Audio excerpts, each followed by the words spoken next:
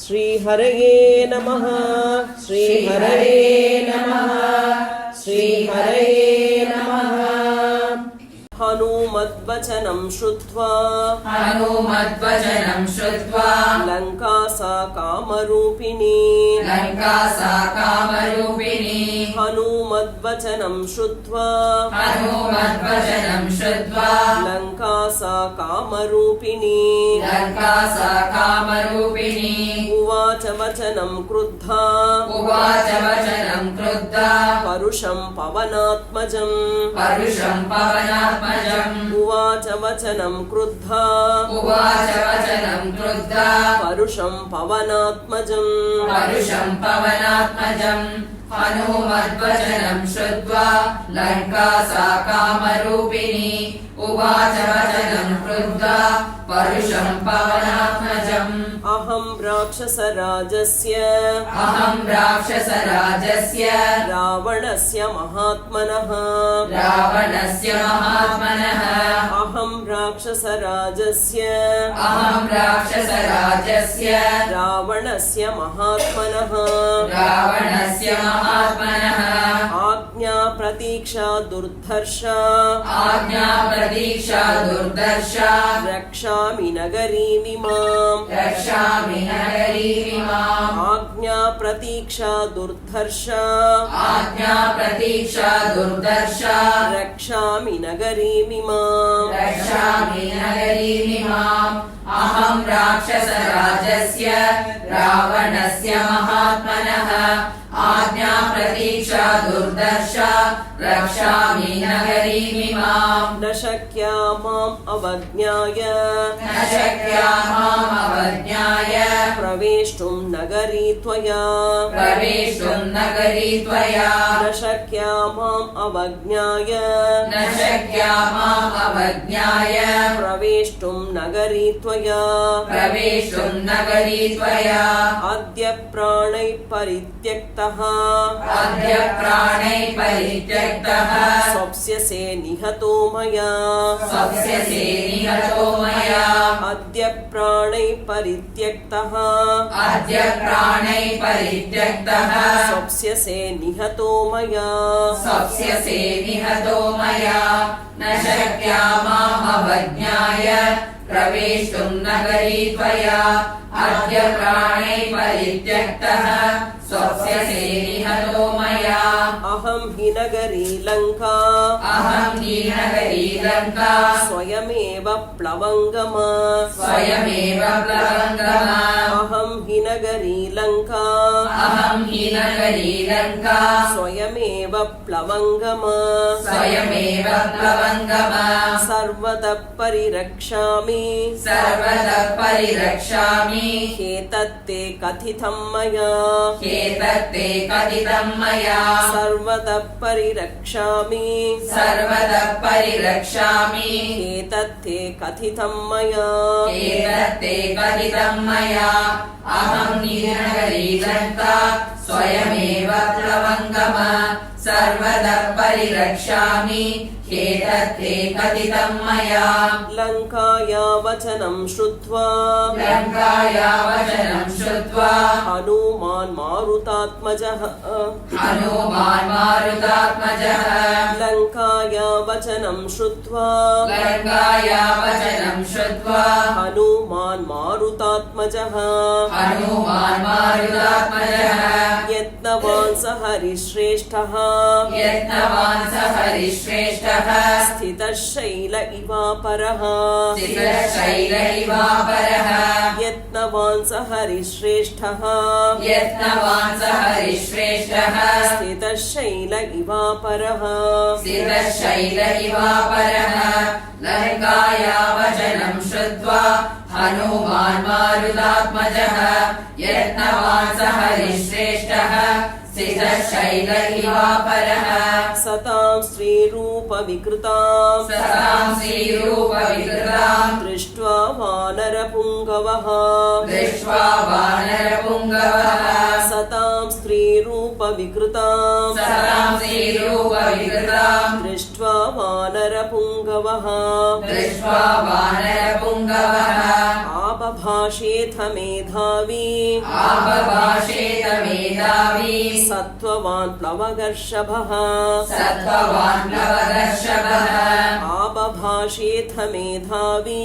आबभाषेत मेधावी सत्त्ववान् प्लवगर्षभः सत्त्ववान् प्लवगर्षभः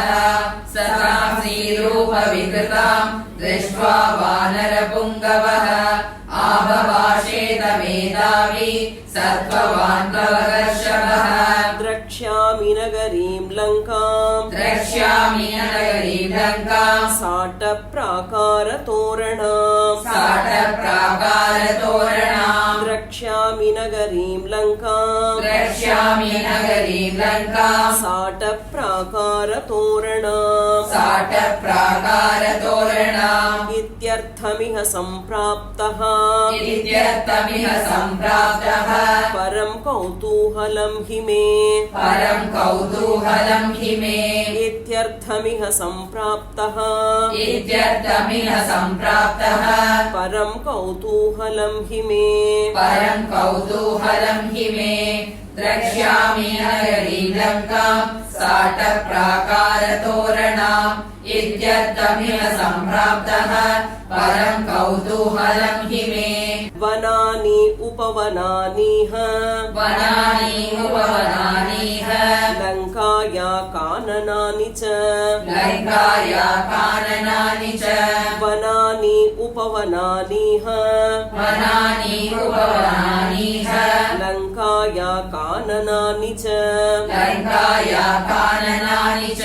सर्वतो गृहमुख्यानि सर्वतो गृहमुख्यानि द्रष्टुमागमनं हि मे द्रष्टुमागमनं हि मे सर्वतो गुहमुख्यानि सर्वतो गृहमुख्यानि द्रष्टुमागमनं हि मे द्रष्टुमागमनं हि मे वनानि उपवनानिह लङ्काया काननानि च सर्वतो गृहमुख्यानि द्रष्टुमागमनं हि मे तस्य तद्वचनं श्रुत्वा तस्य तद्वचनं श्रुत्वा लङ्का सा कामरूपिणी लङ्का सा कामरूपिणी तस्य तद्वचनं श्रुत्वा तस्य तद्वचनं श्रुत्वा लङ्का सा कामरूपिणी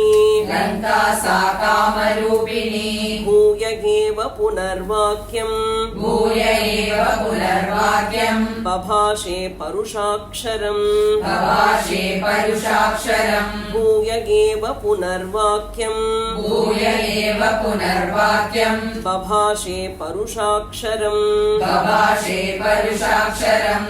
तस्य तद्वचनं श्रुत्वा लङ्का सा कामरूपिणी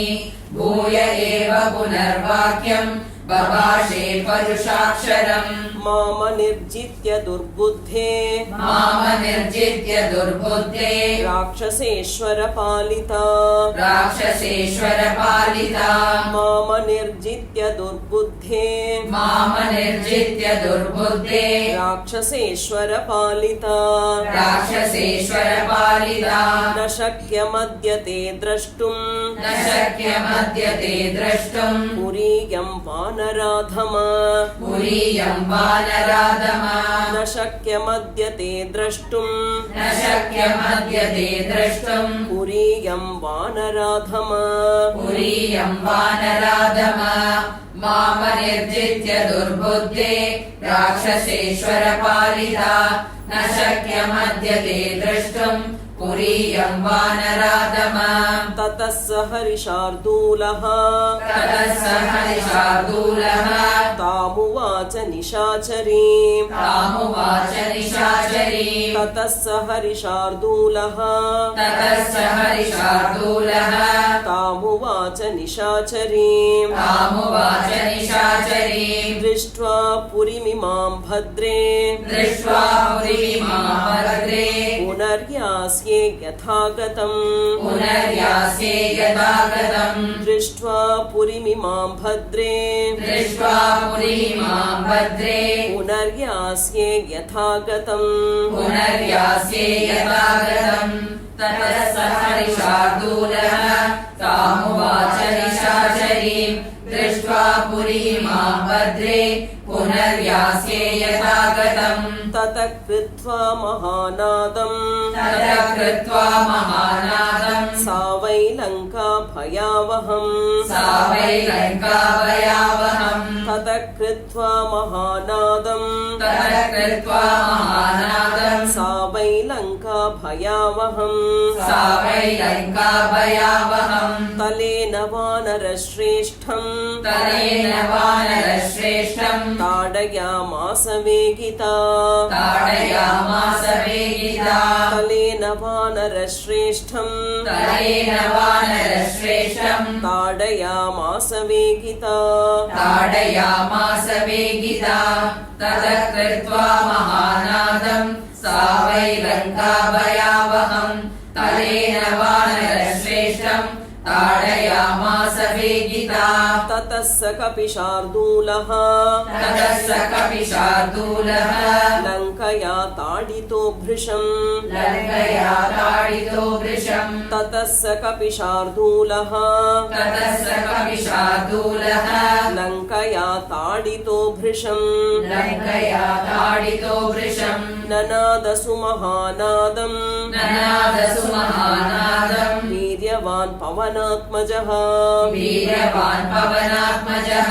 ननादसु महानादम् ननादसु महानादम् वीर्यवान् पवनात्मजः वीर्यवान् पवनात्मजः ततः स कपिशार्दूलः लङ्कया ताडितो वृषम् ननादसु महानादम् वीर्यवान् पवनात्मजः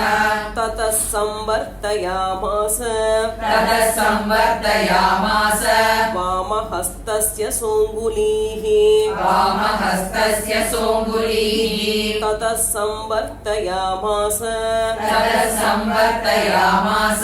वामहस्तस्य सोऽङ्गुलीः वामहस्तस्य सोऽङ्गुलीः मुष्टिनाभिजघानैना मुष्टिनाभिजगानैना हनूमान् क्रोधमूर्छितः हनूमान् क्रोधमूर्छितः मुष्टिनाभिजघानैना मुष्टिनाभिजगानैना हनूमान् क्रोधमूर्छितः हनूमान् क्रोधमूर्छितः ततः संवर्तयामास वामहस्तस्य सोऽङ्गुलीः मुष्टिनाभिजगानैनाम् हनूमान् क्रोधमूर्छितः स्त्रीचेति मन्यमानेन स्त्रीचेति मन्यमानेन नातिक्रोधः स्वयं कृतः नाभिक्रोधः स्वयं कृतः स्त्रीचेति मन्यमानेन स्त्रीचेति मन्यमानेन नातिक्रोधः स्वयं कृतः नाभिक्रोधः स्वयं कृतः सा तु तेन प्रहारेण साधु तेन प्रहारेण विह्वलाङ्गी निशाचरी विह्वलाङ्गी निशाचरी सा तु तेन प्रहारेण साधु तेन प्रहारेण विह्वलाङ्गी निशाचरी विह्वलाङ्गी निशाचरी स्त्रीचेति मन्यमानेन नाभिक्रोधः स्वयं कृतः साधु तेन प्रहारेण विह्वलाङ्गी निशाचरी पपात सहसा भूमौ पपात सहसा भूमौ विकृताननदर्शन विकृताननदर्शना पपात सहसा भूमौ पपात सहसा भूमौ विकृताननदर्शन विकृताननदर्शना ततस्तु हनुमान् प्राज्ञः ततस्तु हनुमान् प्राज्ञः तां दृष्ट्वा विनिपातिताम् तां दृष्ट्वा विनिपातिताम् ततस्तु हनुमान् प्राज्ञः ततस्तु हनुमान् प्राज्ञः तां दृष्ट्वा विनिपातिताम् तां दृष्ट्वा विनिपातिताम् पपात सहसा भूमौ विकृताननदर्शना ततस्तु हनुमान् प्राज्ञः तां दृष्ट्वा विनिपातिताम् कृपां चचार तेजस्वी कृपां चकार तेजस्वी मन्यमानस्त्रियं तु ताम् मन्यमानस्त्रियं तु ताम् कृपां चकार तेजस्वी कृपां चकार तेजस्वी मन्यमानस्त्रियं तु ताम् मन्यमानस्त्रियं तु ताम् ततो वै भृशसंविघ्ना ततो वै वृषसंविघ्ना लङ्का सा गद्गदाक्षरम् लङ्का सा गद्गदाक्षरम् ततो वै वृषसंनिघ्ना ततो वै वृषसंविघ्ना लङ्का सा गद्गदाक्षरम् लङ्का सा गद्गदाक्षरम् कृपां चकार तेजस्वी मन्यमानश्रियं तु ताम् ततो वै वृषसंविघ्ना लङ्का सा गद्गदाक्षरम् उवाच गर्वितं वाक्यम् उवाच गर्वितं वाक्यम् हनुमन्तं प्लवङ्गमम् हनुमन्तं प्लवङ्गमम् उवाच गर्वितं वाक्यम् उवाच गर्वितं वाक्यम् हनुमन्तं प्लवङ्गमम् हनुमन्तं प्लवङ्गमम् प्रसीद सुमहाबाहो प्रसीद सुमहाबाहो त्राग्यस्व हरिसत्तम त्रायस्व हरिसत्तम प्रसीद सुमहाबाहो प्रसीद सुमहाबाहो त्राग्यस्व हरिसत्तम त्रायस्व हरिसत्तम उवाच गर्वितं वाक्यम् हनुमन्तं प्लवङ्गमम् प्रसीद सुमहाबाहो त्रायस्व हरिसत्तम समये सौम्य तिष्ठन्ति समये सौम्य तिष्ठन्ति सत्त्ववन्तो महाबलाः सत्त्ववन्तो महाबलाः समये सौम्य तिष्ठन्ति समये सौम्य तिष्ठन्ति सत्त्ववन्तो महाबलाः सत्त्ववन्तो महाबलाः अहं तु नगरी लङ्का अहं तु नगरी लङ्का स्वयमेव प्लवङ्गम स्वयमेव प्लवङ्गम अहं तु नगरी लङ्का अहं तु नगरी लङ्का स्वयमेव प्लवङ्गम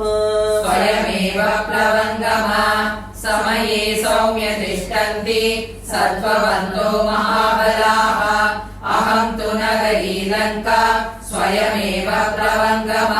निर्जिताहं त्वया वीर निर्जिताहं त्वया वीर विक्रमेण महाबल विक्रमेण महाबल निर्जिताहं त्वया वीर निर्जिताहं त्वया वीर विक्रमेण महाबल विक्रमेण महाबल इदं च तथ्यं शृणु वै इदं च तथ्यं शृणु वै ब्रुवत्या मे हरीश्वर ब्रुवत्या मे हरीश्वर इदं च तथ्यं शृणु वै इदं च तथ्यं शृणु वै ब्रुवत्या मे हरीश्वर ब्रुवत्या मे हरीश्वर निर्जिताहं त्वया वीर विक्रमेण महाबल इदं च तथ्यं शृणु वै ब्रुवत्या मे हरीश्वर स्वयं भुवा पुरा दत्तम् स्वयं भुवा पुरा दत्तं वरदानं यथा मम वरदानं यदा मम स्वयं भुवा पुरा दत्तम् स्वयं भुवा पुरा दत्तं वरदानं यथा मम वरदानं यदा मम यदा त्वां वानरः कश्चिद् यदा त्वां वानरः कश्चित् विक्रमाद् वशमानयेत् विक्रमात् वशमानयेत् यदा त्वां वानरः कश्चिद् यदा त्वां वानरः कश्चित् विक्रमाद् वशमानयेत् विक्रमात् वशमानयेत् स्वयं भुवा पुरा दत्तं वरदानं यदा मम यदा त्वां वानरः कश्चित् विक्रमात् वशमानयेत् तदा त्वया हि विज्ञेयम् तदा त्वया हि विज्ञेयम् रक्षसां भयमागतम् रक्षसां भयमागतम् तदा त्वया हि विज्ञेयम् तदा त्वया हि विज्ञेयम् रक्षसां भयमागतम् रक्षसां भयमागतम् स हि मे समयः सौम्य सहि मे समयः सौम्य प्राप्तोऽद्य तव दर्शनात् प्राप्तोऽद्य तव दर्शनात् सहि मे समयः सौम्य सहि मे समयः सौम्य प्राप्तोऽद्य तव दर्शनात् प्राप्तोऽद्य तव दर्शनात् तदा त्वया हि विज्ञेयम् रक्षसां भयमागतम् सहि मे समयः सौम्य प्राप्तोऽद्य तव दर्शनात् स्वयं भुविहितः सत्यो स्वयं भुविहितः सत्यो न तस्यास्ति व्यतिक्रमः न तस्यास्ति व्यतिक्रमः स्वयं भुविहितः सत्यो स्वयं भुविहितः सत्यो न तस्यास्ति व्यतिक्रमः न तस्यास्ति व्यतिक्रमः सीता निमित्तं राज्ञस्तु सीता निमित्तं राज्ञस्तु रावणस्य दुरात्मनः रावणस्य दुरात्मनः सीता निमित्तं राज्ञस्तु सीता निमित्तं राज्ञस्तु रावणस्य दुरात्मनः रावणस्य दुरात्मनः स्वयं भुविहितः सत्यो न तस्यास्ति व्यतिक्रमः सीता निमित्तं राज्ञस्तु रावणस्य दुरात्मनः रक्षसां चैव सर्वेषां रक्षसां चैव सर्वेषां विनाशः समुपस्थितः विनाशः समुपस्थितः रक्षसां चैव सर्वेषां रक्षसां चैव सर्वेषां विनाशः समुपस्थितः विनाशः समुपस्थितः तत्प्रविश्य हरिश्रेष्ठ तत्प्रविश्य हरिश्रेष्ठ पुरीं रावणपालितां पुरीं रावणपालितां तत्प्रविश्य हरिश्रेष्ठ तत्प्रविश्य हरिश्रेष्ठ पुरीं रावणपालितां पुरीं रावणपालितां विदस्त्व सर्वकार्याणि विधत्स्व सर्वकार्याणि यानि यानि वाञ्छसि यानि यानि वाञ्छसि विदस्त्व सर्वकार्याणि विधत्स्व सर्वकार्याणि यानि यानि वाञ्छसि यानि यानि वाञ्छसि रक्षसां चैव सर्वेषां विनाशः समुपस्थितः तत्प्रविश्य हरिश्रेष्ठ पुरीं रावणपालिताम् विधत्स्व सर्वकार्याणि यानि यानि वाञ्छसि प्रविश्य शापोपहतां हरीश्वर प्रविश्य शापोपहतां हरीश्वर पुरीं शुभां राक्षसमुख्यपालितां पुरीं शुभां राक्षसमुख्यपालिताम् प्रविश्य शापोपहतां हरीश्वर प्रविश्य शापोपहतां हरीश्वरः पुरीं शुभां राक्षसमुख्यपालितां पुरीं शुभां राक्षसमुख्यपालिताम् दिदृक्षया त्वं जनकात्मजां सतीं दिदृक्षया त्वं जनकात्मजां सतीम् दिदृक्षया त्वं जनकात्मजां सतीं दिदृक्षया त्वं जनकात्मजां सतीम् विमार्ग सर्वत्र गतो यथा सुखम् विमार्ग सर्वत्र गतो यथा सुखम् विमार्ग सर्वत्र गतो यथा सुखम् विमार्ग सर्वत्र गतो यथा सुखम् प्रविश्य शापोपहतां हरीश्वर पुरीं शुभां राक्षसमुख्यपालिताम् दिदृक्षया त्वं जनकात्मजां सतीम् विमार्ग सर्वत्र गतो यथा सुखम् इत्यार्षे श्रीमद् रामायणे श्रीमद् रामायणे वाल्मीकीये आदिकाव्ये चतुर्विंशतिसहस्रिकायां संहितायां सुन्दरकाण्डे लङ्काधिदेवता विजयो नाम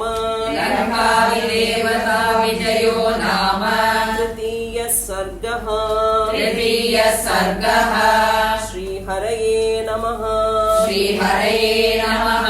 श्रीहरये नमः श्रीहरये नमः श्रीहरये नमः श्रीहरये नमः जानकी जीवनस्मरणम् जानकी